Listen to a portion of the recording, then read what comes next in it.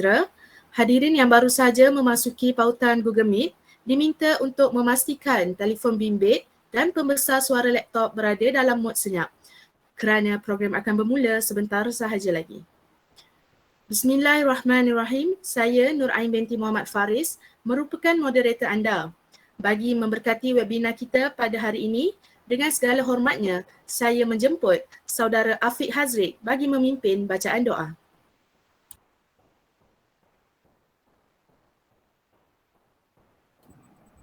Al-Fatihah. Assalamualaikum. No Ain, saya tak dengar tadi. Tak dengar? Al-Fatihah. Yeah.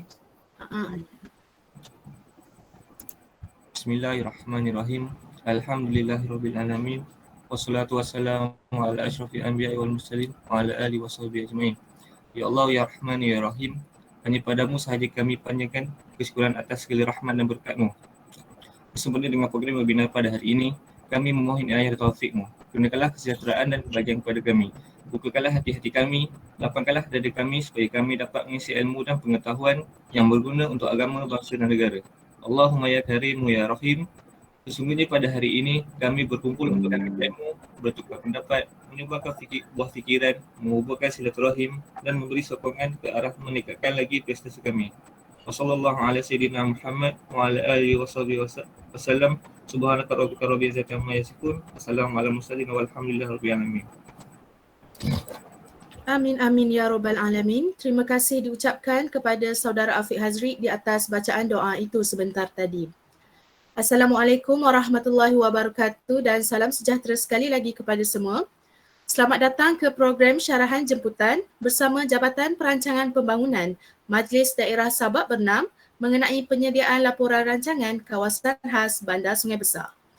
Yang berusaha pensyarah jemputan kita pada hari ini, Tuan Town Planner Roslan Ahmad Zainal selaku pengarah Jabatan Perancangan Pembangunan Majlis Daerah Sabak Bernam. Dan diiringi oleh Profesor Madya Dr. Yusfida Ayub Abdullah dan Cik Hafizah Abdul Hafiz selaku pensyarah bagi Pusat Pengajian Perancangan Bandar dan Wilayah. Turut tidak dilupakan pelajar-pelajar semester 8. Sidang hadirin yang dikasihi, tidak manis rasanya untuk tidak mendengar sedikit ucapan alu-aluan daripada Wakil Pensyarah bagi Pusat Pengajian Perancangan Bandar dan Wilayah, iaitu yang berbahagia Profesor Madya Dr.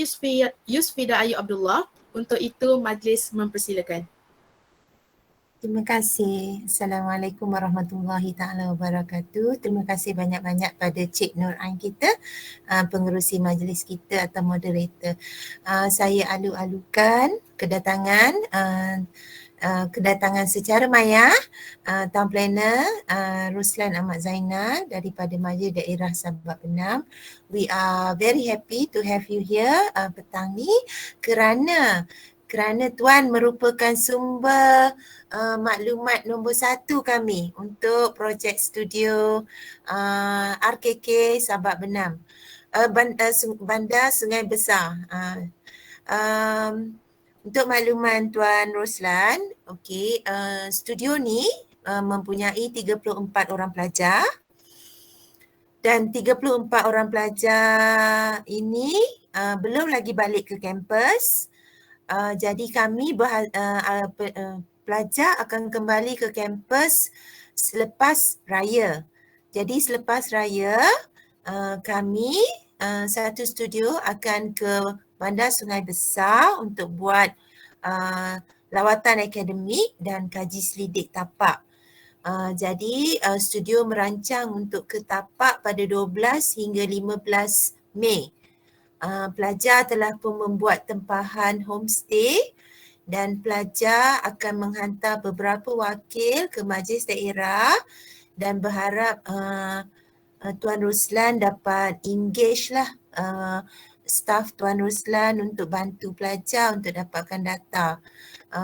Kita akan gunakan data semata-mata untuk tujuan projek studio lah, bukan untuk diedarkan atau dikongsi dengan pihak lain. Dan sekiranya ada kelapangan, mungkin Tuan Roslan boleh hadir untuk pembentangan terakhir sewaktu RKK telah disiapkan lah. kita sangat alu-alukanlah input dan kehadiran Tuan Ruslana sebab kita juga nak share lah apa yang student ingin buat pada Sungai Besar. So last Monday kita dah dengar talk daripada JOS Specialist Muhammad Zamri Muhammad Zain, pengarah Zon Tengah Plan Malaysia. Kita dah dengar pelaksanaan RKK2 dan kita dengar juga tentang projek di Sabak Berenam lah. So kita ada maklumat awal sikit dan kita rasa excited nak buat Sungai Besar sebab rupanya Sabak Berenam telah ada dalam fokus kerja majlis dan fokus Plan Malaysia. So we are very very excited. Saya rasa itu saja ya Tuan Ruslan. Lama pula saya bercakap, nanti makin singkat masa pembentangan you. Thank you. I pass over to Cik Nur Ain kita. Terima kasih diucapkan kepada Profesor Madya Dr. Yusfida Ayu di atas ucapan beliau sebentar tadi. Hadirin hadirat sekalian, baiklah tanpa membuang masa lagi, marilah kita menjemput pensyarah jemputan kita yang berbahagia Tuan Tamplaner Roslan Ahmad Zainal untuk memulakan sesi perkongsian mengenai penyediaan laporan rancangan kawasan khas RKK Bandar Sungai Besar. Sebelum itu, semasa sesi perkongsian berlangsung, jika terdapat sebarang soalan, pelajar boleh mengemukakan soalan di ruangan chat box dan akan dijawab pada sesi soal jawab nanti. Tanpa membuang masa, majlis mempersilakan. Terima kasih. Assalamualaikum warahmatullahi wabarakatuh dan selamat petang kepada Cik Pengerusi Majlis, Cik Nur Ain Muhammad Faris, hormatkan Dr. Yusfida Ayu Abdullah selaku penyelidik studio 8B. Pertamanya terima kasih kepada pihak UiTM, terutamanya kepada Fakulti Pengajian Perancangan Bandar dan Wilayah, Fakulti Seni Bina Perancangan dan Ukur. Saya pun dulu belajar di situ. Saya rasa Dr. Yusfida ni pernah mengajar saya ni. Okay. Ya. Adakah itu bermaksud saya sangat tua? Tak, masih sama. Setelah keremajaannya tu. Alhamdulillah. Alhamdulillah. Semoga kita semua sihat-sihat hendaknya ya. Silakan. Okey, terima kasih. Seperti yang dimaklumkan oleh Dr. Yusfida tadi, Encik Zamri selaku pengarah di bahagian rancangan pembangunan di JBDHQ telah membentangkan berkenaan dengan penyediaan RKK ataupun pelaksanaan RKK, bagaimana ia dilaksanakan daripada mula peringkat penyediaan kajian sehinggalah kepada pewartaan untuk pelaksanaan. Jadi di sini saya terangkan sedikitlah berkenaan dengan RKK juga dan seterusnya kepada kawasan kajian iaitu kawasan Bandar Sungai Besar. Saya nak share macam ni, Cik Nur Ain. Tuan Roslan boleh present slide kalau Tuan Roslan ada.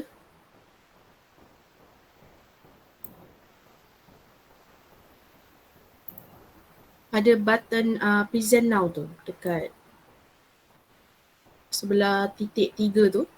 Okey. Klik situ dan boleh share, tekan a window lah. Pilih PowerPoint ke apa ke kalau untuk presentation. Boleh. Okey.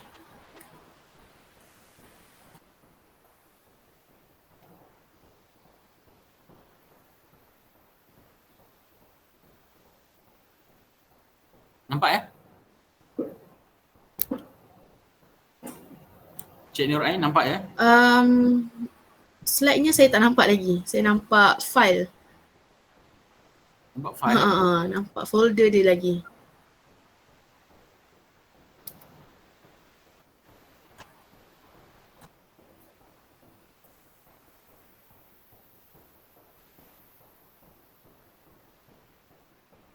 File tak besar kan? Boleh pass kat WhatsApp saya.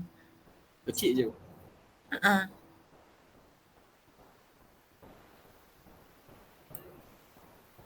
Sebentar. Okey, nampak dah? Masih sama Tuan. Okey, sebentar.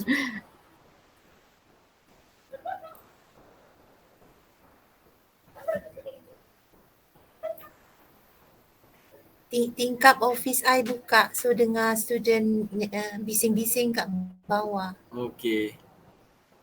Sorry ya, lambat sikit. It's okay.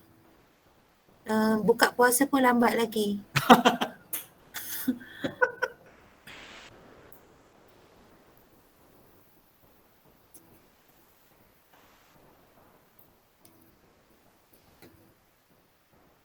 Okey, boleh nampak puan? Doktor? Nampak? Nampak. Very clear. Okey ya. Saya teruskan kepada taklimat daripada Majlis Darah Sabak Bernam dari saya sendiri, Roslan bin Ahmad Zainal, daripada Jabatan Perancangan Pembangunan Majlis Darah Sabak Bernam. Sebenarnya sebagai pendahuluan untuk suara saya jelas, Doktor? Sangat jelas. Okey, baik. Very clear. Alright. Untuk makluman kepada doktor dan juga semua pelajar, rancangan pemajuan sebagaimana yang telah diperuntukkan dalam Akta Perancangan Bandar dan Desa 1976 atas 72 yang kita sedia maklum, perlu mengandungi dasar-dasar dan cadangan-cadangan bagi memenuhi keperluan ekonomi dan sosial penduduk melalui pembentukan struktur fizikal yang selesa. Dan rancangan pemajuan juga merupakan sebahagian daripada sistem hierarki pelan pembangunan dalam negara yang mengandungi 4 peringkat, iaitu rancangan fizikal negara, rancangan struktur negeri, rancangan tempatan dan rancangan kawasan khas. Akta 172 juga memperkenalkan rangkaian dan hierarki pelan pembangunan fizikal yang berteraskan kepada konsep perancangan yang bersepadu di peringkat nasional. Tuan, maaf Tuan. Ya, Kami masih nampak slide pertama lagi. slide pertama. Nampak slide Dia tak bergerak. tak bergerak.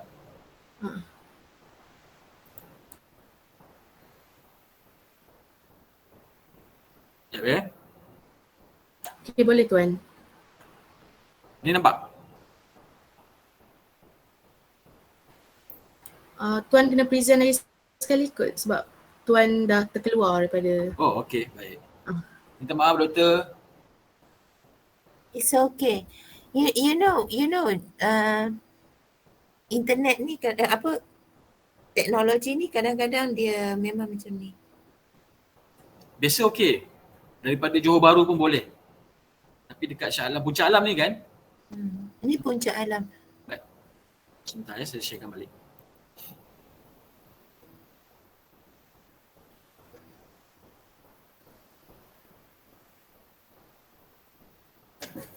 Okey, nampak?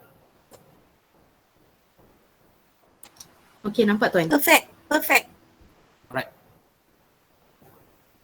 Saya ulang balik lah ya. Saya ulang balik sikit ya. Sebagai pendahuluan ni, iaitu rancangan pemajuan ni mengandungi empat hierarki utama dalam pentadbiran negara untuk pembangunan fizikal, iaitu melalui rancangan fizikal negara, rancangan struktur negeri, rancangan tempatan dan juga rancangan kawasan khas. Yang mana dalam Akta 172 memperkenalkan rangkaian dan hierarki pelan pembangunan fizikal yang berteraskan kepada konsep perancangan yang bersepadu. Manakala di peringkat nasional, rancangan fizikal negara diwujudkan dan diikuti di peringkat negeri oleh rancangan struktur negeri. Manakala rancangan tempatan, kedudukannya di peringkat tempatan dan diikuti oleh rancangan kawasan khas yang mana rancangan ini lebih terperinci dari segi pelaksanaan dan juga pengurusannya. Ya. Seterusnya ini saya buatkan dia punya gambar rajah supaya lebih mudah untuk dilihat, di mana rancangan fizikal negara merupakan suatu pelan perancangan spasial negara yang memberi panduan mengenai kegunaan dan pemeliharaan tanah negara yang strategik, di mana perkara ini ataupun pelan ini diluluskan oleh Majlis Perancangan Fizikal Negara ataupun MPFN, dan RFN ini disediakan oleh Ketua Pengarah Jabatan Perancangan Bandar dan Desa Semenanjung Malaysia. Seterusnya rancangan struktur negeri, di mana ia memperlihatkan dasar dan cadangan pemajuan penggunaan tanah di peringkat negeri, yang mana rancangan struktur ini disediakan dan disediakan oleh pengarah negeri pengarah negeri iaitu pengarah Jabatan Perancang Bandar dan Desa Negeri Selangor, dalam kes Selangor ya, dan diluluskan dalam Jawatankuasa Perancang Negeri. Dan seterusnya kepada hierarki yang ketiga iaitu rancangan tempatan, yang mana rancangan tempatan ini mengandungi peta cadangan dan pernyataan bertulis yang menempati dasar dan juga cadangan yang telah digariskan dalam rancangan struktur, yang mana rancangan tempatan ini disediakan oleh sama ada oleh pengarah negeri melalui Seksyen 5 di mana pengarah negeri sebagai pihak berkuasa perancang tempatan, ataupun oleh PBT dalam kes ini adalah Majlis Sabab Benam lah ya. Dan perkara ini juga akan diluluskan di dalam Jawatankuasa Perancang Negeri sebelum pelaksanaan. Seterusnya dalam hierarki yang keempat iaitu rancangan kawasan khas, yang mana rancangan kawasan khas ini menggariskan cadangan dan panduan terperinci bagi pengolahan yang khas. Yang mana perkara ini juga diluluskan oleh Jawatankuasa Perancang Negeri dan disediakan oleh pihak berkuasa tempatan. Seterusnya kita pergi kepada hierarki yang keempat iaitu rancangan kawasan khas. Apakah itu rancangan kawasan khas? Rancangan kawasan khas adalah suatu rancangan pemajuan yang disediakan untuk tujuan pelaksanaan segera. Hasil utama RKK ialah pelan tindakan pembangunan atau pelan pengurusan atau kedua-duanya sekali. Kalau tak jelas boleh bantu Maaf Tuan, kami masih dekat page pendahuluan. Masih di page? Pendahuluan. Saya rasa Tuan tak perlu present slide kot. Maksudnya slideshow, tak perlu present slideshow. Okay, sebab dia tak bergerak. Tak bergerak juga ya? Ni bergerak pula. Seorang tadi? Okey, kena macam ni kot. Sekarang kita nampak dekat 2.0. Okey, saya teruskan yang ni lah ya. Boleh. Okey, bagi rancangan kawasan khas ni, ini adalah pendetilan kepada apa yang saya sebutkan tadi, di mana rancangan kawasan khas ini adalah satu rancangan pemajuan yang disediakan untuk tujuan pelaksanaan segera, yang mana hasil utama kepada RKK ini adalah pelan tindakan pembangunan ataupun pelan pengurusan atau kedua-duanya sekali. Rancangan kawasan khas akan mengandungi cadangan-cadangan ataupun tindakan khusus untuk suatu kawasan yang telah dikenal pasti oleh pihak berkuasa negeri atau pihak berkuasa tempatan bagi tujuan pengolahan khas secara terperinci dengan cara pemajuan,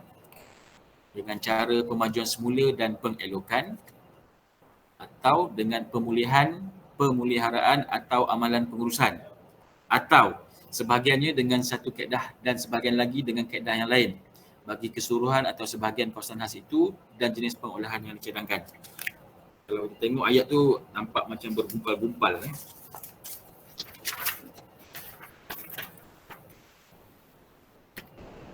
Okey, seterusnya bagi keperluan penyediaan rancangan kawasan khas ini tertakluk kepada Seksyen 16B, di mana Seksyen 16B ini terdapat dalam Akta Perancangan Bandar dan Desa 1976 yang saya sebutkan tadi, di mana subseksyen 16B-1 di mana pengarah negeri atau pihak berkuasa tempatan boleh menyampaikan kepada Jawatankuasa Perancang Negeri cadangan untuk menyediakan ataupun penetapan rancangan kawasan khas bagi sesuatu kawasan. RKK juga perlu mengandungi cadangan-cadangan tindakan khusus yang terperinci bagi tujuan sama ada untuk memajukan semula, memperelokkan lagi, memelihara atau bagi tujuan pengurusan kawasan berkenaan. Dan RKK juga boleh disediakan semasa penyediaan atau setelah berkuat kuasanya sesuatu rancangan struktur atau rancangan tempatan. Bergerak tak slide ni? Sekarang ada di slide keperluan penyediaan RKK. Okey, baik. Saya tengah bentang kat ini ya. Okey, manakala subseksyen 16B-2 menyatakan bahawa Jawatankuasa Perancang Negeri akan menentukan sama ada pengarah JPBD negeri atau pihak berkuasa perancang tempatan yang berkenaan diberi tanggungjawab menyediakan RKK. Manakala subseksyen 16B-3 menyatakan RKK hendaklah disediakan dengan prosedur atau cara yang sama sebagaimana rancangan tempatan disediakan. Manakala RKK juga hendaklah mengandungi panduan yang terperinci berkenaan cara-cara pelaksanaan dan pengurusannya. Dan RKK hendaklah berkuat kuasa seperti suatu rancangan tempatan yang sedang berkuasa. Okey, itu saja untuk pembentangan saya bagi penyediaan RKK ataupun rancangan pemajuan tadi. Seterusnya saya masuk kepada kawasan kajian. Sebagai latar belakang, lokasi dan keluasan daerah Sabak Bernam terletak di pantai barat semenanjung Malaysia, bersepadanan dengan daerah Hili Perak di bahagian utara, daerah Kuala Selangor di sebelah selatan dan daerah Hulu Selangor di sebelah timur. Manakala pihak berkuasa perancang tempatan bagi daerah Sabak Bernam adalah Majlis Daerah Sabak Bernam, dan kawasan pentadbiran MDSB seperti yang diwartakan pada Mei 2010 merangkumi keseluruhan daerah Sabak Bernam termasuk 3 batu nautika dari air pasang Perbani bagi kawasan yang menganjur ke Selat Melaka. Keseluruhan kawasan daerah Sabak Bernam berkeluasan 100,101 hektar dan merangkumi 5 mukim iaitu Mukim Pancang Berdena, Mukim Bagan Nakhoda Omar, Mukim Sabak, Mukim Sungai Panjang dan Mukim Pasir Panjang.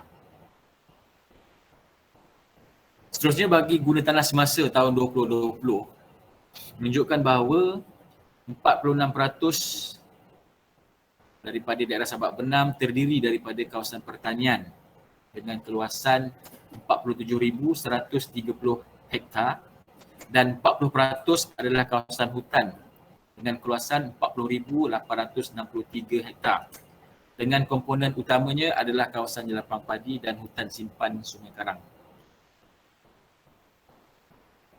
Manakala kawasan tepu bena hanya meliputi 5.57%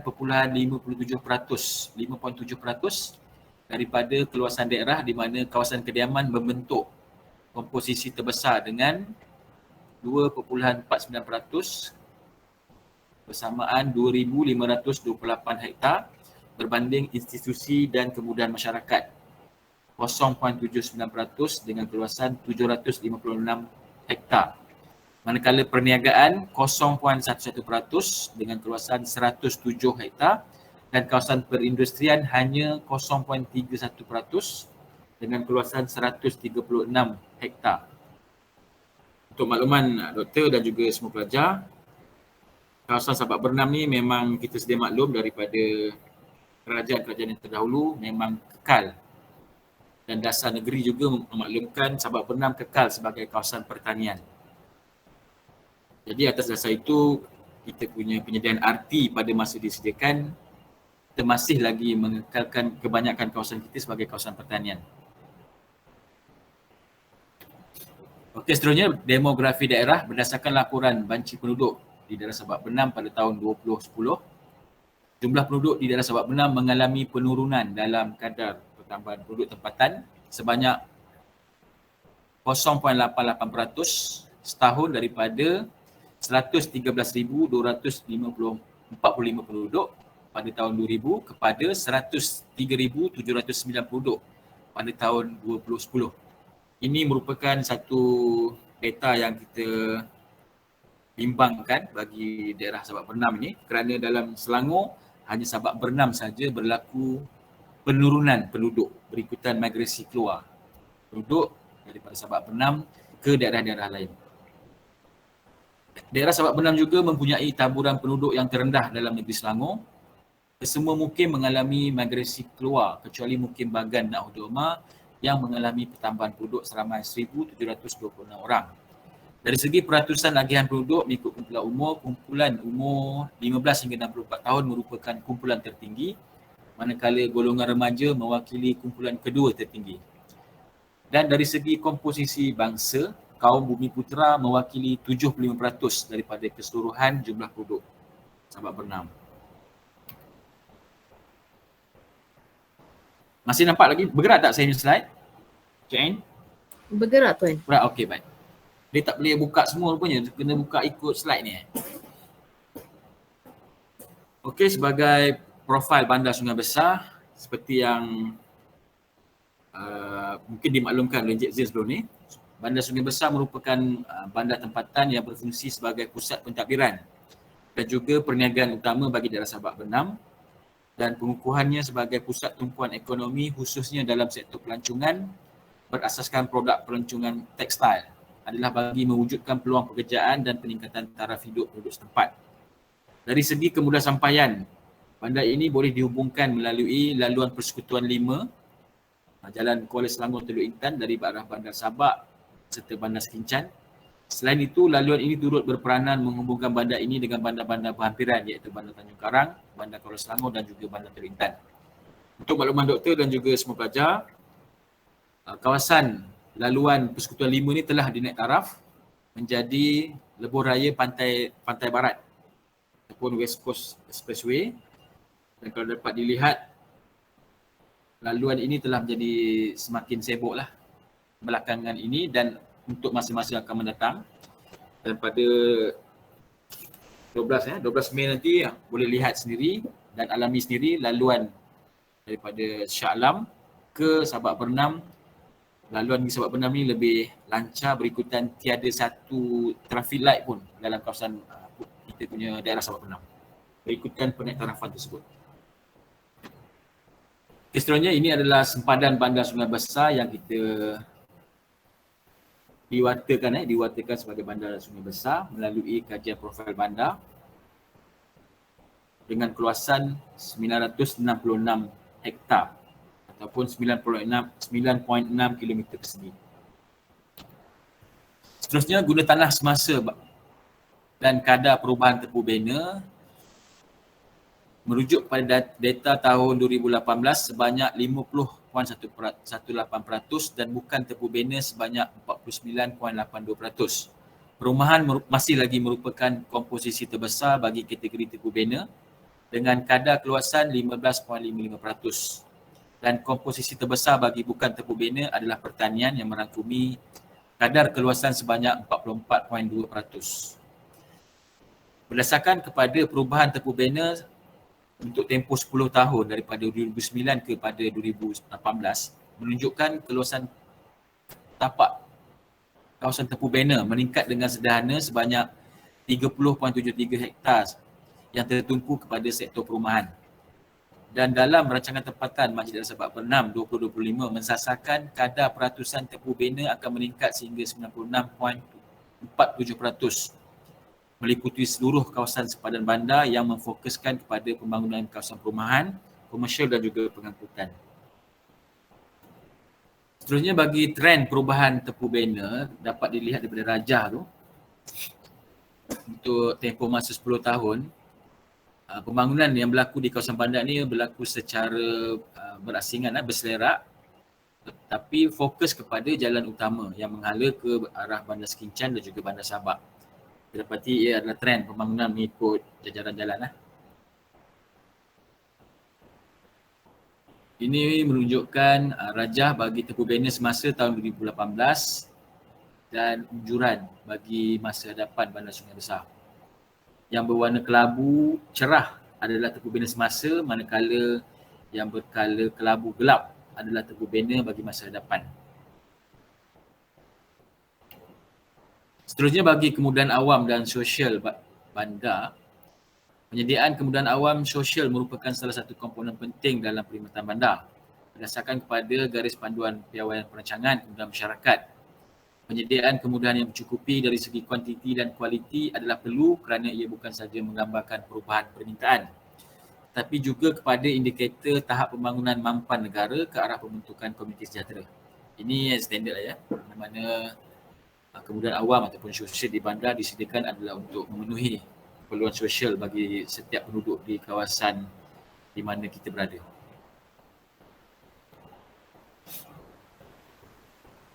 Seterusnya, ini adalah pelan taburan kemudahan awam dan sosial di Bandar Sungai Besar.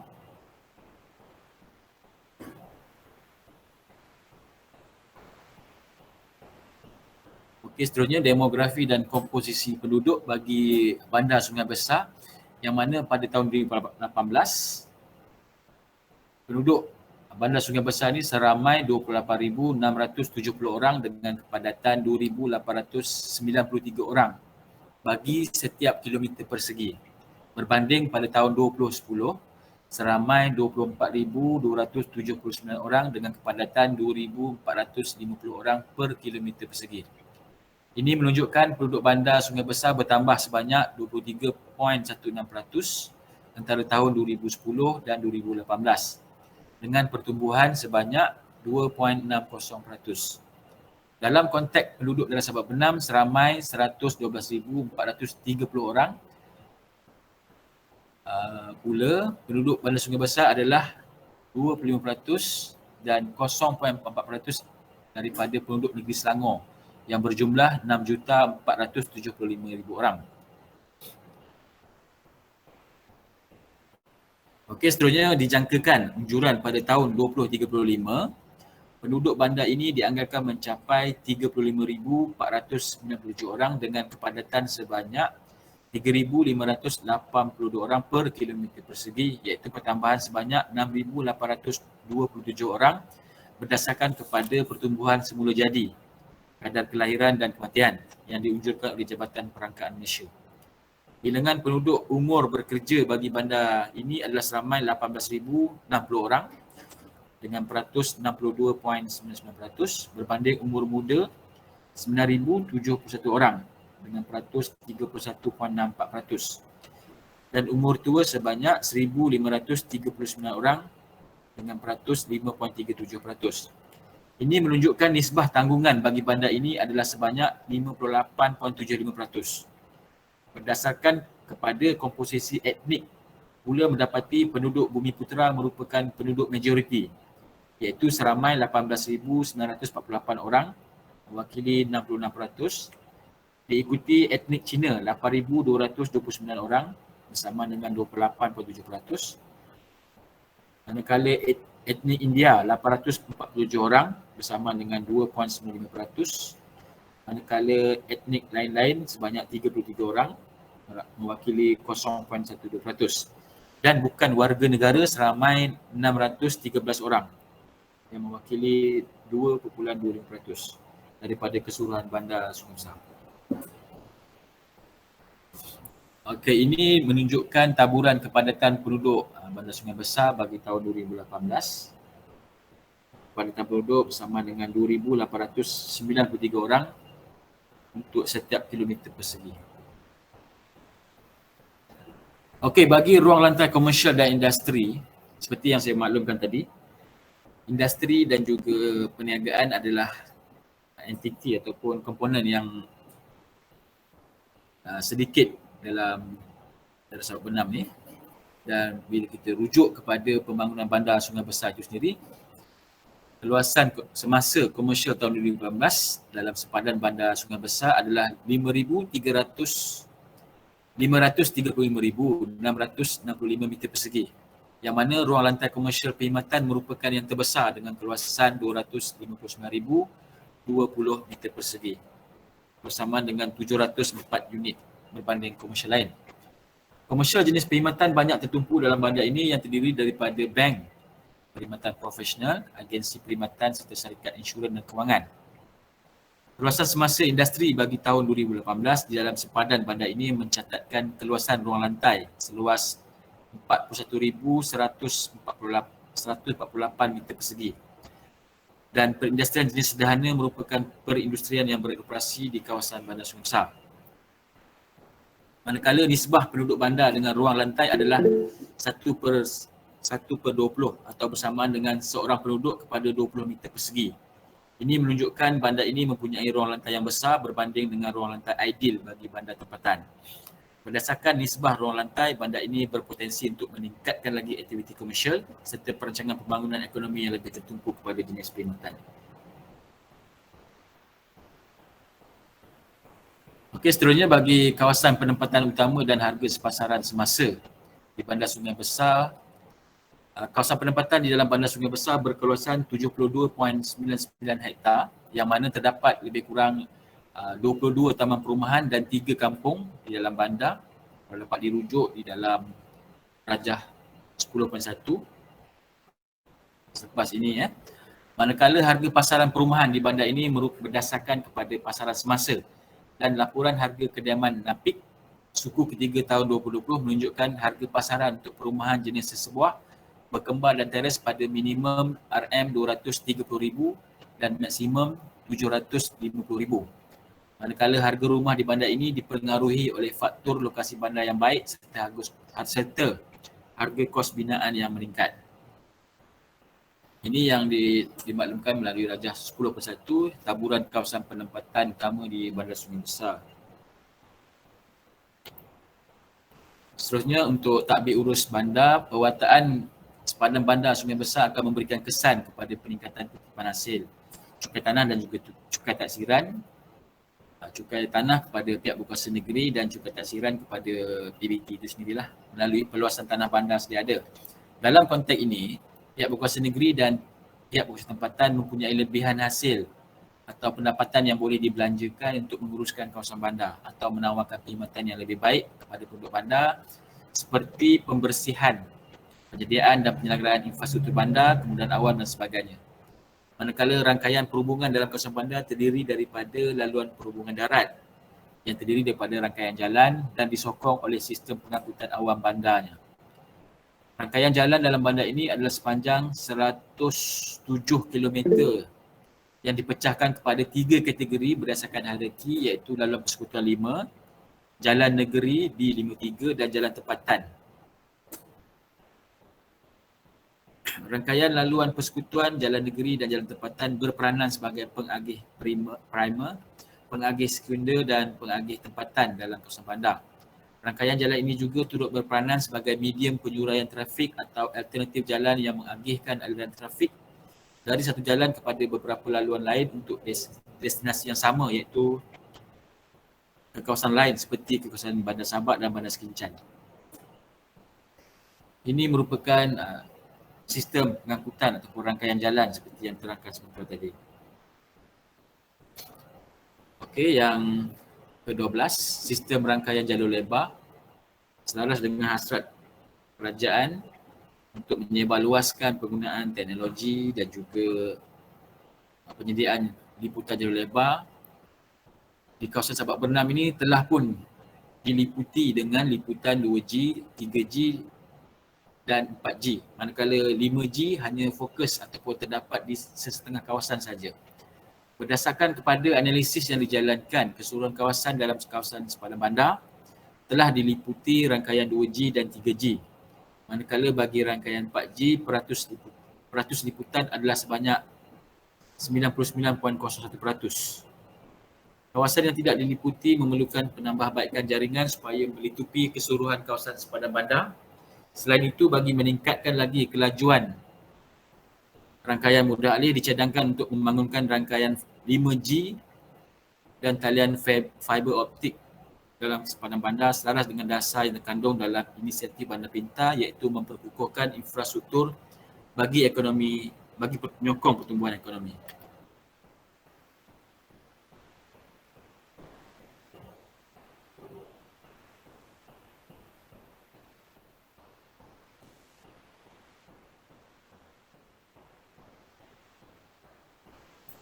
Okey Tuan. Hello? Ya, dengar tak? Dengar. Okey.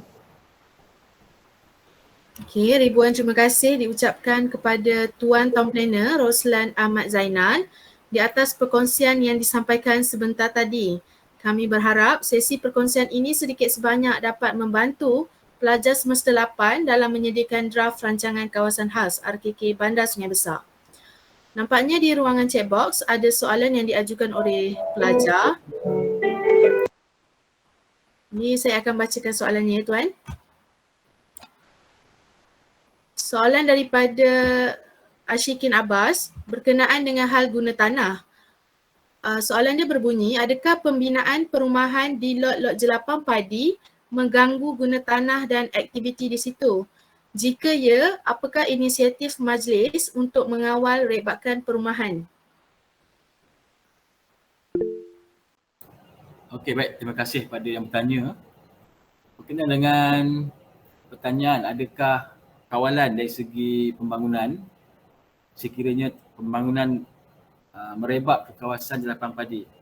Dalam kita mengawal pembangunan mengikut kepada kita punya alat perancangan kita iaitu rancangan tempatan, di mana dalam rancangan tempatan kita telah menggariskan bahawa semua kawasan pertanian terutamanya kawasan sawah padi tidak dibenarkan dikacau ganggu melainkan ia telah dizonkan dalam arti kita untuk pembangunan. Ada kawasan di Skincan, contoh saya sebutkan kenapa dia relate dengan pertanyaan tu. Ada di kawasan Skincan, iaitu kawasan sawah padi yang telah pun kita bukan nyah warta, kita rezoning balik daripada kawasan pertanian padi menjadi kawasan pembangunan, di mana 70% adalah pembangunan perumahan dan 30% adalah kawasan perniagaan. Itu contoh kepada kita kawalan melalui zoning RT. Okey, baiklah. Soalan seterusnya daripada Nabila Hilmi. Apakah perancangan pihak majlis dalam meningkatkan imej bandar Sungai Besar? Okey, terima kasih Cik Nabila. Perancangan pihak majlis dalam meningkatkan imej bandar Sungai Besar. Ada beberapa perkara yang masih lagi belum terlaksana, tetapi benda ataupun perancangan itu akan dijalankan dari semasa ke semasa mengikut kepada peruntukan.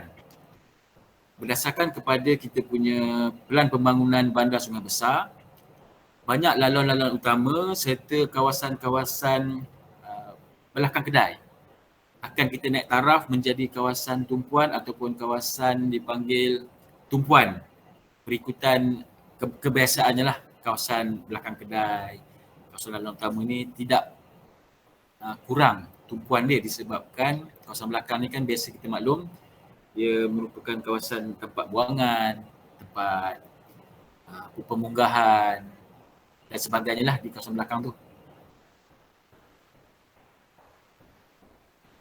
Soalan seterusnya, apakah cabaran atau halangan pembangunan yang terdapat di bandar Sungai Besar?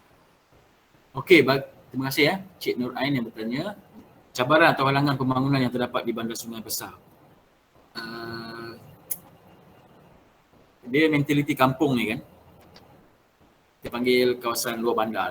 Luar bandar, biasanya sesuatu perubahan yang hendak kita jalankan, biasanya kita akan mendapat tentangan dulu. Tentangan, dapat macam-macam lah. Itu biasa di mana PBT pun dia akan menghadapi perkara yang sama. Cuma dari segi PBT ni untuk melaksanakan ataupun cabaran adalah kita perlu banyak mengadakan apa dipanggil sesi engagement dengan setiap peniaga-peniaga kita, setiap kita punya stakeholder lah ataupun apa dipanggil pemegang taruh kita, supaya apa yang kita laksanakan tu tidak terlalu mendapat tentangan. Dan kita akan gunakan kita punya ahli majlis.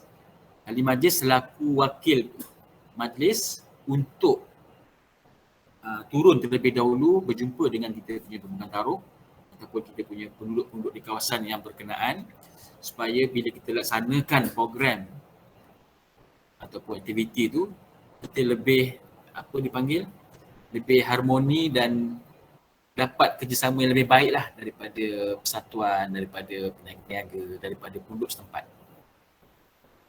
Okey, baik Tuan. Soalan seterusnya daripada Siti Zulaika. Semasa menjalankan pilot survey, kami dapati sungai di bandar Sungai Besar agak berbau dan tercemar. Jadi apakah perancangan pihak majlis dalam permasalahan ini? Okey, terima kasih Cik Zulaika yang bertanya. Waalaikumsalam.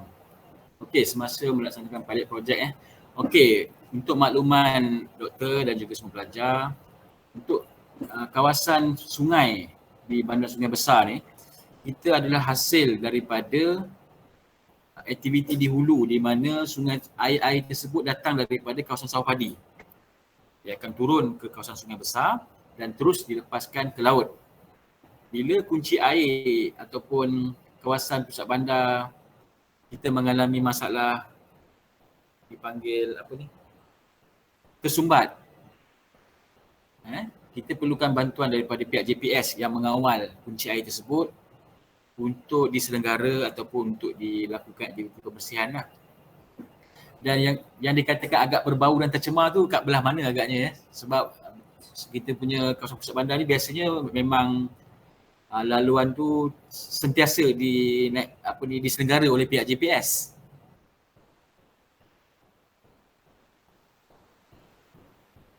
Mungkin Siti boleh jawab soalan Tuan. Siti? Masa kita orang buat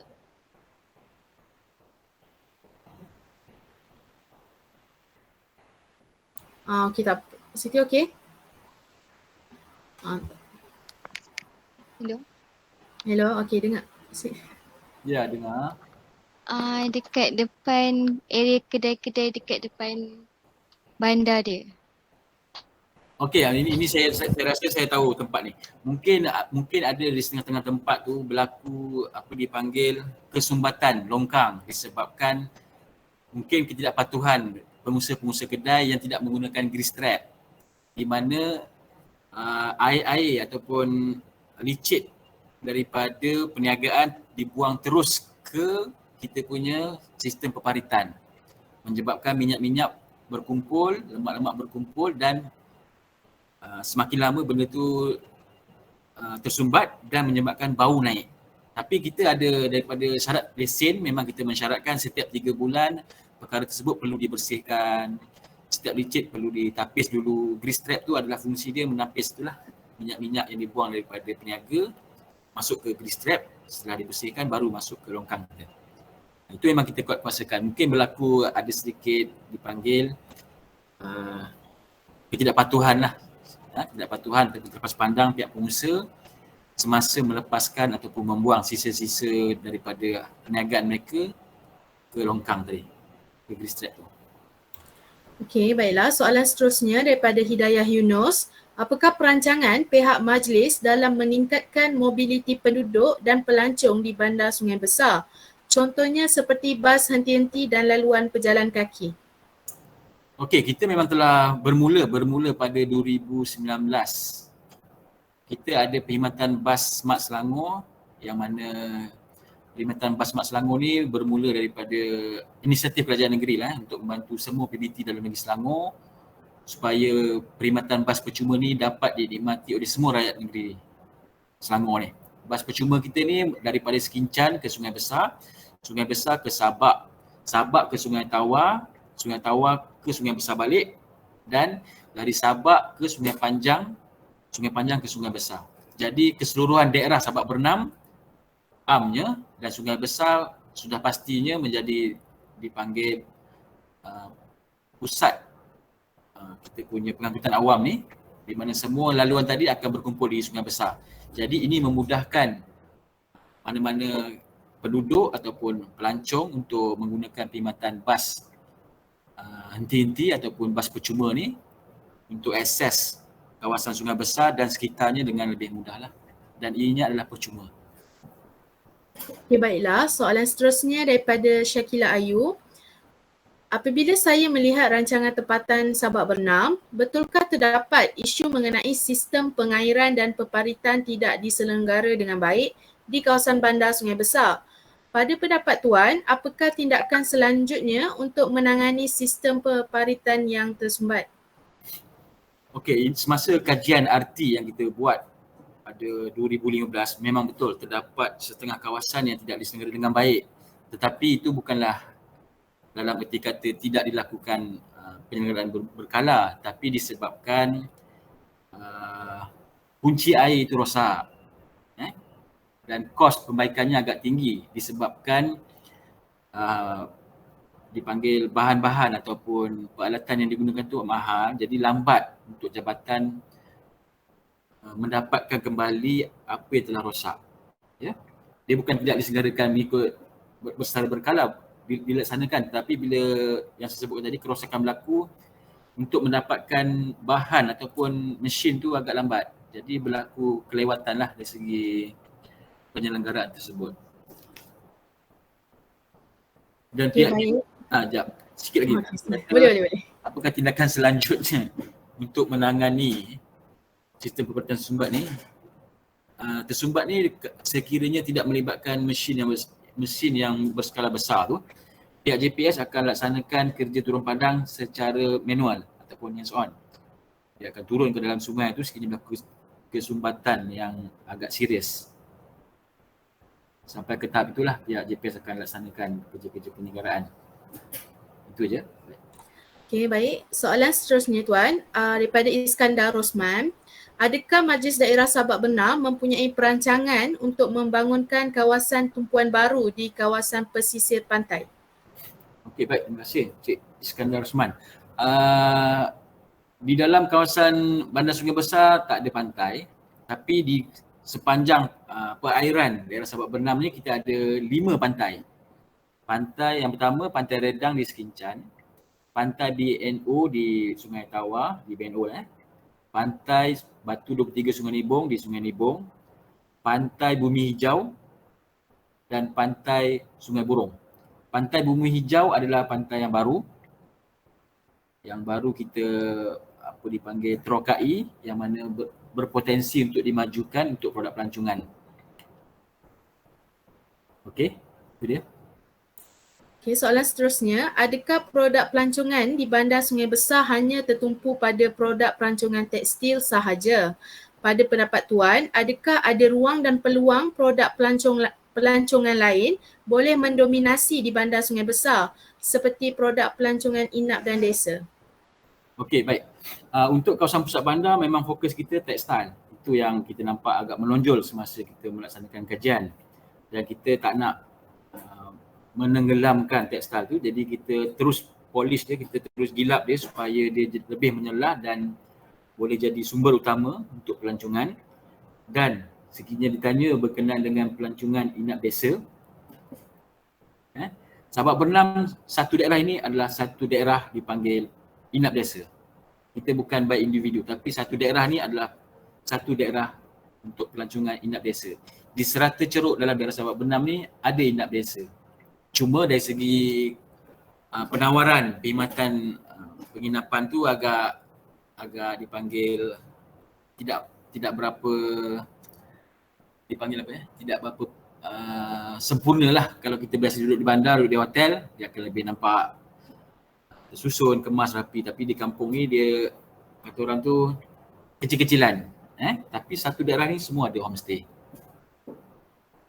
Okey, baiklah. Soalan seterusnya daripada Muhammad Zulfahmi. Pada tahun 2018 menunjukkan peningkatan migrasi kumpulan umur berpandukan tahun 2010. Ini menunjukkan Sungai Besar menjadi tumpuan untuk bersara. Adakah ini akan menjadi masalah kepada Sungai Besar dan apakah cadangan majlis untuk menyelesaikan masalah tersebut? Okey, baik. Terima kasih Encik Muhammad Zulfahmi. Okey, untuk kalau merujuk pada kategori umur tadi tu, memang kita yang muda ramai dan yang tua pun tak ramai, tapi yang muda tu akan jadi tua. Dan mengikut unjuran, Sabak Bernam ataupun Sungai Besar ni akan menjadi kawasan bandar orang-orang tua lah.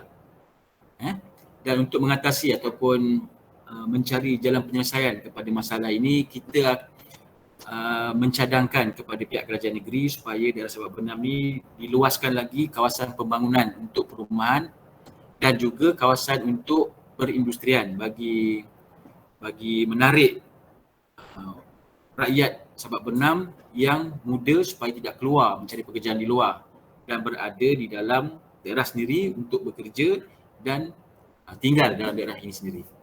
Dan kita juga ada menyediakan kawasan untuk warga emas tinggal dalam daerah ini dengan menyediakan kawasan perumahan berdensiti rendah. Contohnya seperti rumah warga emas dan rumah-rumah banglo dengan kemudahan fasiliti untuk warga emas ni. Baiklah, soalan daripada Dr. Yusfida Ayu.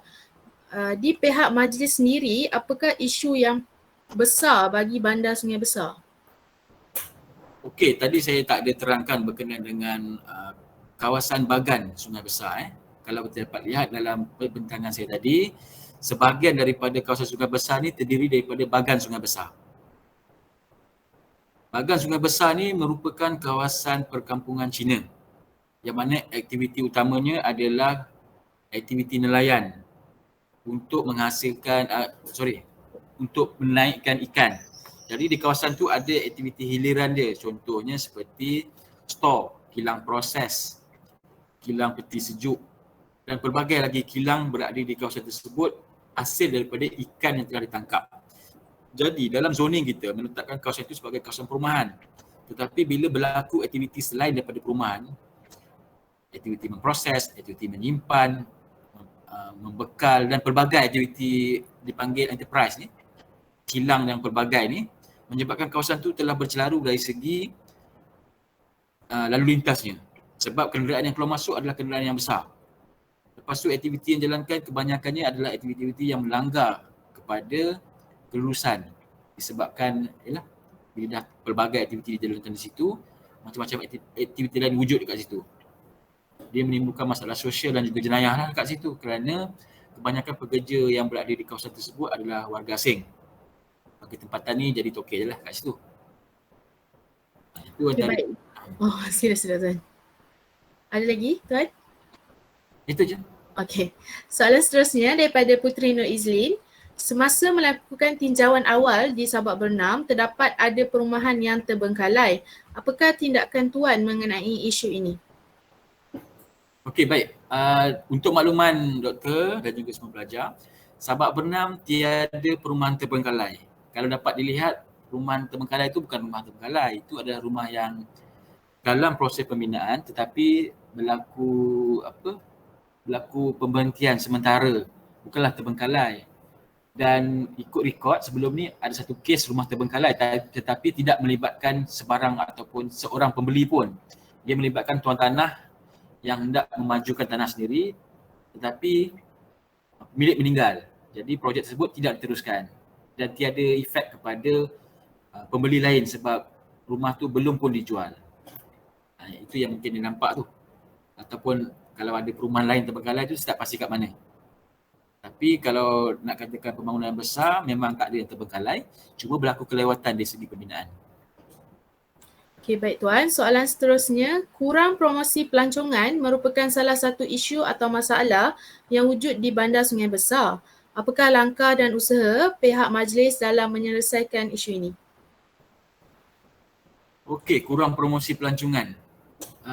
Saya tak pasti daripada mana maklumat tu diperoleh, tetapi kita di pihak majlis ni, kita bekerjasama dengan MOTEC di peringkat persekutuan dan juga dipanggil untuk pelancongan Negeri Selangor. MOTEC di peringkat persekutuan, Kementerian Pelancongan dan juga Tourism Selangor. Okey, kita bekerjasama dengan pihak-pihak tersebut untuk mempromosikan Sabak Bernam sama ada di luar negara dan juga di dalam negara. Kita juga ada mewar-warkan melalui kita punya laman sesawang MBSB semua produk-produk dan juga kawasan-kawasan pelancongan dalam daerah Sabak Bernam di laman sesawang tersebut. Untuk soalan tadi, isu tersebut dapat daripada rancangan tempatan daerah Sabak Bernam, Tuan. Okey. Rancangan tempatan tu masih berkuat kuasa tetapi data yang dikumpulkan ataupun yang diperolehi daripada tahun 2012. Jadi mungkin telah berlaku penambahbaikan lah daripada segi promosi tadi. Ya. Okey, baik Tuan.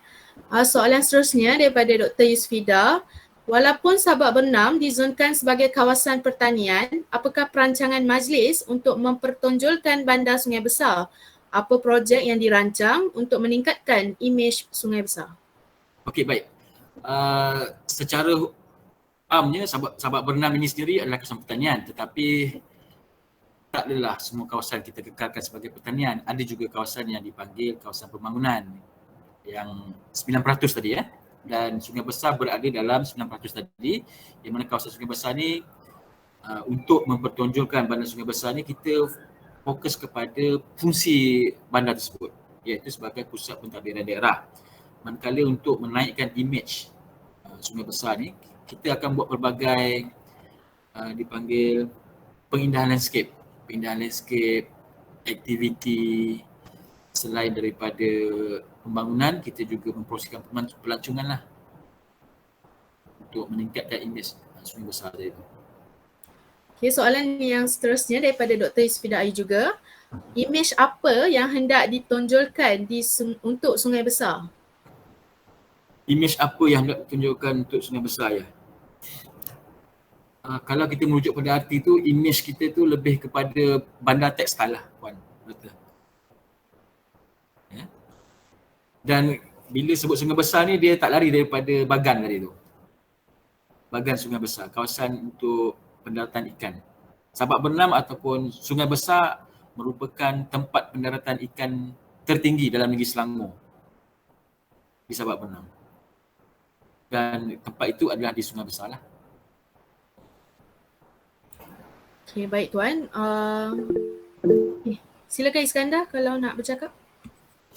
Tuan, kalau merujuk pada arti sabak benam tu, saya ada terbaca yang kawasan sungai besar ni nak ditunjukkan daripada segi image padi tu dalam dalam dia nak menerapkan reka bentuk bandar tu Tuan boleh terangkan sikit tak? Okey, image padi Image padi tu kita nak terapkan melalui landscape jalan kita, di mana lampu-lampu jalan, kita punya bolat, kita punya divider, rail divider tu semua ada image padi kat situ. Itu je dia punya apa dipanggil key point dia. Okey, baik Tuan, terima kasih. Saya buka soalan lagi untuk pelajar. Sekiranya ada soalan yang masih membelenggu.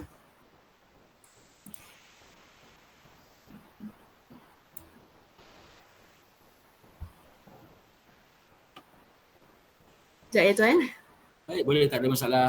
Ambil masa ni puasa ni mungkin lapar kot. Itulah dahaga.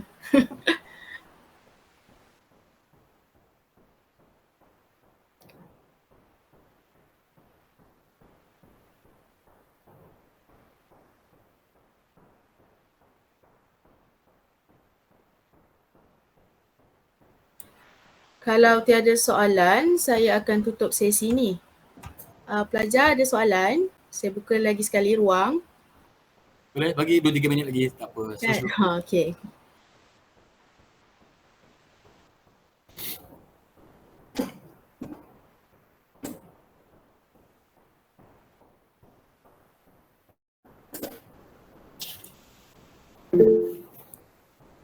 Okey, baiklah. Soalan daripada Nik Nur Alia.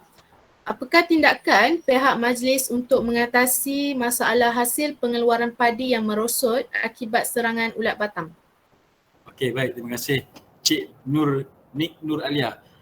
Soalan tu nampak agak kurang tepatlah untuk ditanyakan pada saya sebab tak berkaitan dengan pihak majlis.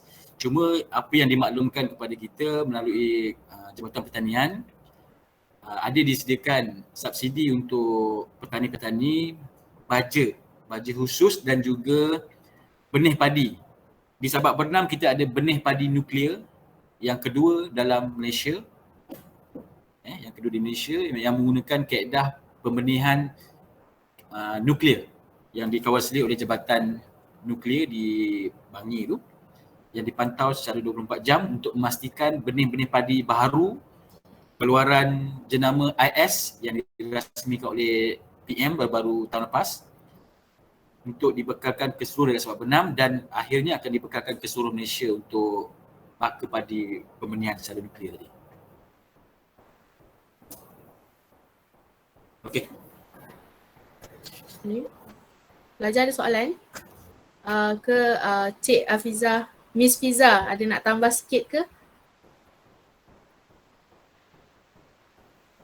Kalau tak ada soalan, saya nak tanya soalan boleh? Boleh. Kepada doktor, apakah yang menyebabkan ataupun faktor utama pihak TM memilih Sabak Bernam sebagai kawasan kajian? Kalau kita dapat lihat, isu utama untuk penyediaan satu RKK itu kita akan lihat kepada mungkin tekanan pembangunan dia, kawasan yang sesak, ada masalah infrastruktur, ada masalah kemudahan awam, ataupun dia ada sumber warisan yang boleh diketengahkan, atau isu pencemaran ataupun imej bandar yang tak jelas. Saya tahu kalau dapat diterangkan. Thank you. Soalan tuan tu, pemilihan bandar Sungai Besar ni adalah kesinambungan daripada projek semester lepas. Semester lepas kita buat RKK Sekincan. Dan kita cuba, Sekincan tu dia dah ada imej dia tersendiri dan dia bandar yang mendapat tarikan dari luar yang banyak dan dia punya rating di social media pun sangat tinggi. Dia berbanding dengan bandar Sungai Besar ni. Tapi kalau kita tengok bandar Sungai Besar is bigger than Sekincan. Tetapi kenapa bandar Sungai Besar dia bukan menjadi sebutan atau dia bukan menjadi tarikan utama di social media atau kalau kita buka internet, kita Google, Sekincan tu lebih banyak images yang menarik daripada bandar Sungai Besar. Walhal Sungai Besar bandar dia lebih besar pada Sekincan, fasiliti dan perkedaian komersial dia lebih besar pada Sekincan, tetapi tarikan dia tidak jelas. Sungai Besar dia tidak, bagi saya lah, tidak mempunyai identiti yang jelas. Kita nak tunjukkan bandar Sungai Besar ni sebab kita nak bawa dia ke satu level yang dia boleh jadi setaraf dengan bandar yang kecil dari dia tapi lebih famous. So dia tak popular Sungai Besar tapi dia ada elemen-elemen yang boleh menyebabkan dia popular. So popularity itu dia kadang-kadang dia membawa negativity, tapi kita melihat dari sudut positivity itu, bila dia menjadi popular, dia mendorong orang luar pergi ke tempat itu dan dia boleh menyebabkan peniaga kecil-kecilan atau perkedaian di kawasan Sungai Besar itu, terutamanya aktiviti perniagaan seperti inap desa atau homestay, dia boleh meningkatkan actually sosioekonomi local community. Dan kita nampak aktiviti pelancongan juga tidak sepopular Sekincan. Dan kalau kita Google orang kata pelancongan gastronomi, kan, makanan, dia tak seperti Tanjung Karang, dia tak seperti Sekincan. Walhal dia adalah bandar yang besar. Jadi itulah kalau kita kata dia isu kritikal, dia bukan isu kritikal. Tapi RKK ni mungkin, cadangan pelajar ni mungkin dapat meningkatkan imej sekaligus meningkatkan sosioekonomi penduduk tempatan. Itulah dia, Tuan Ruslan.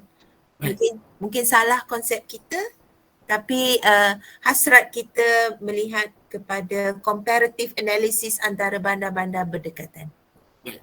Terima kasih Doktor, jelas, terang, agak mengguris perasaan. Aduh, alamak minta maaf. Bukanlah mengguris perasaan simpan dalam hati, tak ada. Tapi itulah kenyataan dia. Kan? Sekincan lebih popular, even di luar negara pun, di Taiwan, Hong Kong, bila type Selangor, dia akan pergi Sekincan. Pergi ke sana. Dia tak Sungai Besar. Sedangkan Sungai Besar tu adalah pusat pentadbiran dan dalam daerah Sabah Benam. Tapi itu diakui apa yang Prof cakap tu memang betul dan Doktor cakap tak pernah salah. Apa yang pelajar buat tak pernah salah sebab semuanya proses pembelajaran kan. Jadi kita boleh bantu daripada kajian yang dilaksanakan ni yang berbentuk ilmiah ni untuk mengkaji kita punya imej bandar dan kalau boleh masukkan sekali tekanan pembangunan. Kawasan sawah padi kita sekarang ni sangat terhimpit dengan tekanan pembangunan. Tapi kita ada arti yang mengawalnya, tetapi kalau dapat dilihat di bendang-bendang kita tu dah banyak homestay di Sekincan sendiri walaupun dikatakan popular, kawasan tu telah diceroboh dengan aktiviti perkilangan, bengkel, semua itulah. Dan tekanan pembangunan tu menekan kita untuk memajukan kawasan padi yang dikatakan sebagai kawasan keselamatan negara tadi ni. Sangat kuat pada masa ini. Itu antara kalau Prof nak tambah lagi untuk tekanan pembangunan tu juga boleh dimasukkan dalam Betul. Semester lepas kan bila kita buat Sekincan dengan grup pelajar tu, kita dapati tekanan pembangunan tu juga satu masalah utama lah, di mana berlaku encroachment of development dekat kawasan tanaman padi. Dan kita dengar daripada pihak Sekincan bahawasanya kerajaan negeri tidak lagi memberi lesen untuk melaksanakan industri burung walit tu. Tak bagi lesen dah untuk bangunan-bangunan burung walit beroperasi. Jadi itu pun dah mencemar panorama kawasan padi. Dia jadi bangunan walit tu sangat banyak, dia besar dan dia obvious pada tanah yang you tahulah sawah tu dia rata. Tapi timbullah bangunan besar-besar, bangunan walit ni yang tak berfungsi, tak beroperasi. Itu pun satu masalah juga. So kita nak tahu dekat Sabak Bernam ni macam tu juga ke? Dekat area sungai besar yang ada pertanian, ada juga ke bangunan burung walit? Okey, untuk maklumat doktor, seluruh daerah Sabak Bernam ada banyak rumah burung walit. Sekincan paling banyak. Saya tahu ada Sungai Besar, ada tapi tak banyak dan tak menonjol macam Sekincan. Tapi dah tak boleh beroperasi ya Tuan? Masih ada yang menjalankan operasi, tapi kita hanya kenakan compound. Lesen tidak dikeluarkan lagi tapi compound dikeluarkan sebab arahan itu telah berhenti pada tahun 2018. Semua operasi burung walit telah pun dihentikan dan tidak dilesenkan di atas tanah pertanian. Kita beroperasi di kawasan perindustrian. Jadi sebenarnya syarat kerajaan negeri itu sangat sesuai lah untuk menangani tekanan pembangunan tu, sebab atas tanah padi tu macam-macam orang nak buat. Kalau tak disekat mungkin nanti jadi convert to homestay. So itu kita saya akan pastikan pelajar saya tidak encroach kawasan tanaman padi untuk cadangan mereka. Sebab kita faham itu telah diwartakan dalam local plan. Mereka juga faham. Tapi kawasan RKK yang kita kena pasti tidak melibatkan kawasan sawah rasanya. It is actually kawasan bandar. Boleh tak koordinator kita describe kawasan kajian kita dan mungkin tunjuk peta pada Tuan Roslan? Boleh?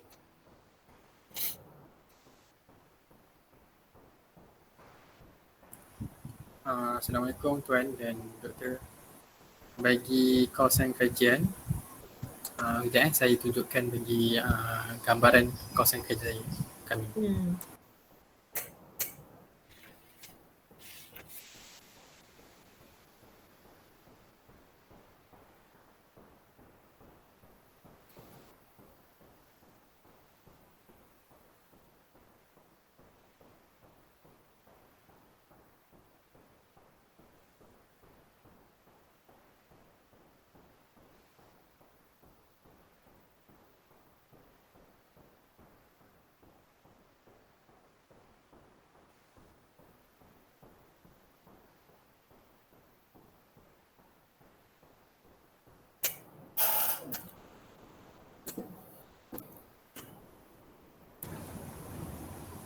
Okey, bagi kawasan kajian kami mengukuhkan kepada kawasan bandar Sungai Besar, iaitu terdiri daripada kawasan komersial dan kawasan perumahan terancang lah, dan juga kawasan pentadbiran.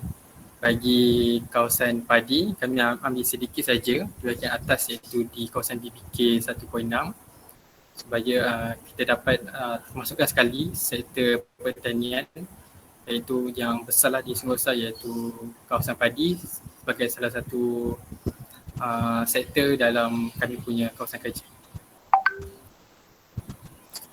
It is not meant to say that pelajar akan convert padi, no. Dia cuba dia masukkan je lah dalam kawasan kajian to make it nampak kesinambungan bahawa ini adalah kawasan yang berteraskan sumber ekonomi utamanya adalah sawah padi.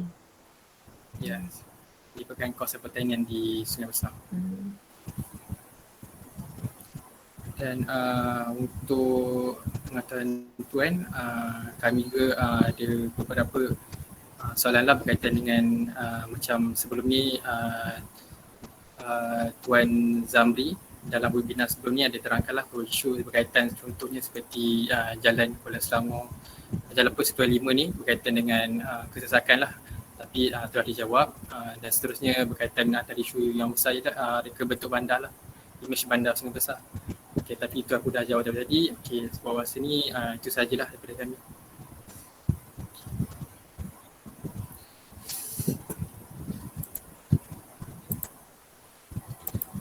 Tuan, kita terdapat satu soalan yang disenaraikan oleh Nurul Syahada. Soalannya berbunyi, seperti yang Tuan terangkan tentang isu yang berada di kampung nelayan perkampungan Cina adalah aktiviti secara haram. Apakah cara pihak majlis untuk tangani dan adakah terdapat perancangan khas untuk menyediakan kawasan tumpuan bagi pungutan hasil laut di Sungai Besar? Okey, baik. Terima kasih Cik Nurul Syahadah Jasmani tanyakan soalan. Okey, Nama kampung tu adalah Kampung Bagan Sungai Besar. Ya. Dan majoriti penduduk di kawasan Bagan Sungai Besar tersebut adalah Cina lah. Dan aktiviti yang dijalankan adalah secara haram tu, dia bukan secara haram macam mana. Aktiviti dia macam biasa, jual ikan, tangkap ikan, proses ikan, jual ikan, tetapi dalam skala yang besar. Dan dia akan mula membina struktur-struktur yang besar lah, macam kilang peti sejuk dia, kilang ais, kilang simpan ikan busuk, lepas tu kilang fishball, fish cake, hasil daripada tangkapan tersebut. Jadi bila benda-benda tersebut berlaku, kawasan tersebut menjadi maju sebab permintaan banyak daripada luar. Dan semua pembangunan tersebut kita legalkan melalui pemberian lesen. Cuma dari segi bangunan dia tak dapat nak diberi tukar syarat kepada industri kerana tanahnya berstatus bangunan kediaman. Dan sekiranya nak ditukar guna, dia akan bertentangan dengan kita punya zoning RT. Jadi kita terpaksa hadkan pembangunan tu di kawasan untuk perumahan dengan jalan lebih kurang 20 kaki saja untuk akses kepada kawasan-kawasan perumahan di kawasan tersebut. Dan untuk yang mengatakan perancangan khas untuk menyediakan kawasan tumpuan bagi pungutan hasil laut, kita ada pasar kita di Sungai Besar ni. Dan sebahagian daripada hasil tangkapan tu akan disalurkan ke pasar awam kita dan selebihnya dihantar ke Singapura, ke Johor Bahru, even di luar negara pun sebab kita ada hasil yang sangat baik dari segi ikan tadi dengan berat dan juga jenis ikan yang jarang berada di pasar tempatan. Kira kat pasar kita ni jual grade B ataupun C lah. Yang grade A tu dijual keluar berikutan harga yang mahal dan permintaan yang tinggi. Tapi semua tu kita lesenkan lah aktiviti dia. Cuma kita ada cadang nak buat RKK untuk kawasan-kawasan Bagan ni. Fokus kepada kawasan Bagan untuk menyelesaikan kaedah secara holistik bagaimana kawasan Bagan ni nak dimajukan dan di pelan tindakan pembangunan dia mematuhi semua syarat-syarat supaya tak berlaku apa yang dikatakan aktiviti secara haram tadi. Terima kasih. Okey, nampaknya dah tiada soalan yang hendak ditanya oleh para pelajar. Maka dengan berakhirnya sesi soal jawab itu tadi, maka berakhirlah perkongsian kita pada hari ini. Sebelum melabuhkan tirai, kami akan mengadakan sesi bergambar. Diharapkan pensyarah jemputan, pensyarah-pensyarah dan juga pelajar-pelajar bersedia untuk sesi bergambar. Semua boleh buka kamera masing-masing. Okey. Okay. Ready? Okay, siapa yang nak buka kamera boleh lagi. Okay. Okay, pandang kamera, senyum. 1, 2, 3. Lagi sekali. Pandang kamera, senyum. 1, 2, 3. Okay. Baiklah, sebelum berakhirnya webinar kita, majlis menjemput Prof. Mak Diah Dr. Yusfida Ayu selaku Wakil Pensyarah Pusat Pengajian Perancangan Bandar dan Wilayah untuk memberikan sedikit ucapan penutup. Majlis mempersilakan. Terima kasih Cik Nur Ain. Saya mewakili pensyarah-pensyarah kelas ini, studio ini bersama pelajar-pelajar seramai 34 orang.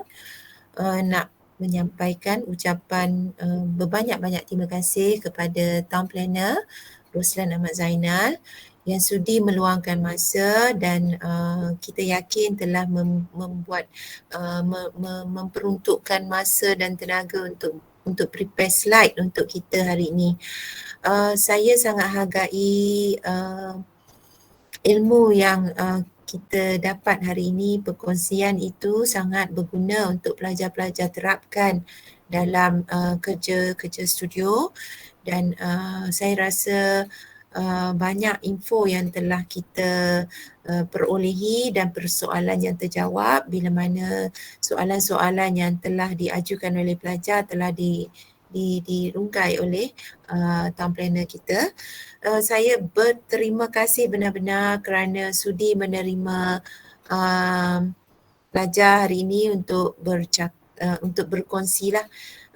Kita akan ke site pada 12 hingga 15 dan mungkin ada beberapa pelajar yang akan singgah lah untuk jumpa pegawai atau staff yang dapat membantu lah. Saya harap Tuan Ruslan sudi menerima pelajar-pelajar ini. Kita tak hantar satu rombongan satu kelas sebab kita pun follow SOP. Masing-masing ada task masing-masing di tapak. Adalah 2-3 orang yang akan ke sana, mungkin lebih kepada urusan mendapatkan data. Saya minta izin daripada Tuan Ruslan untuk kongsikan bersama dengan saya di WhatsApp saya lah nama-nama staff Tuan yang boleh kita rujuk lah. Senang nanti, dan kita pun tak nak kacau Tuan, nanti saya pun tak nak telefon kata boleh tak jumpa siapa-siapa. Jadi kalau Tuan dapat kongsikan anak buah Tuan lah ke WhatsApp saya appreciate that. Saya rasa itu saja dari saya. Saya mohon maaf dari pihak saya banyak kekurangan tadi along the way ke. Saya mohon maaf kalau ada kekurangan lah di pihak pelajar juga. Saya ucapkan terima kasih lagi sekali dan harap-harap sudi lagi hadir tapi secara live lah, kita buat pembentangan face to face nanti di studio di Puncak Alam. I am very happy to invite you dan mungkin masa tu kalau nak dapatkan salinan kerja pelajar pun bolehlah tengok dulu kod-kod berkenan, kod-kod tak berkenan bagi pun nanti tak guna kan. Kita macam berhikmat ni untuk majlis, kod-kod ada maklumat, ada idea atau cadangan pelajar yang boleh dibawa ke tengah ke kan. So itu saja dari saya. I pass over to Cik Nur Ain. Terima kasih Prof. Madya Dr. Yusfida Ayu atas ucapan sebentar tadi. Saya mewakili pihak penganjur mengucapkan rasa syukur dan terima kasih kepada pihak yang terlibat dalam menjayakan webinar kita pada petang ini. Semoga kita semua beroleh keberkatan daripadanya dan tiada untayan kata yang mampu dilafazkan selain ungkapan rasa syukur dan terima kasih yang tulus ikhlas buat semua atas kesudian hadir bagi memeriahkan webinar kita pada petang ini. Di kesempatan ini, saya ingin memohon ribuan kemaafan andai ada salah dan silap sepanjang mengacarakan majlis ini. Izinkan saya membaca serungkap pantun. Berbaju kurung kain sutera, tampaknya indah berhias labuci. Jari disusun, maaf dipinta, panjang usia bersua kembali. Dan saya akhiri majlis ilmu kita pada hari ini dengan lafaz wabillahi taufiq wal hidayah. Wassalamualaikum warahmatullahi wabarakatuh. Terima kasih dan selamat berbuka. Assalamualaikum. Waalaikumsalam. Betul. Terima kasih Tuan. Thank you Tuan Ruslan. Assalamualaikum. Salam. Terima kasih Tuan.